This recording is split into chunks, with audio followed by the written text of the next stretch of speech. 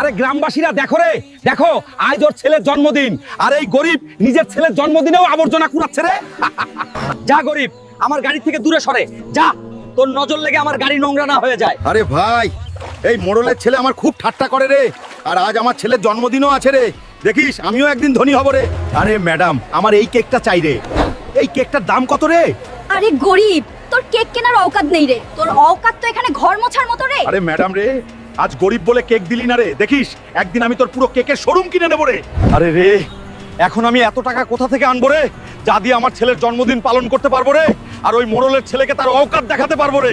শোনো শোনো গ্রামবাসী, যে কেউ উজিরপুরে ভাঙা ব্রিজ ঠিক করবে সে পাবে 200 কোটি টাকা আর একটা সোনার তাজ। কি রে, সোনার তাজ আর 200 কোটি টাকা আমি করবো রে এই ব্রিজটা ঠিক।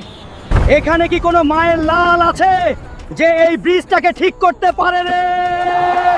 আরে রে ভারত বাংলাবাসী, আমি করব এই ব্রিজ ঠিক রে।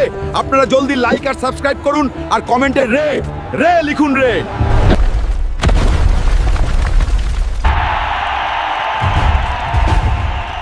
আরে ম্যাডাম, তুই আমার ঠাট্টা করেছিলি, এই নে সোনার তাজ আর 200 কোটি টাকা, আর বেরিয়ে যায় এখান থেকে।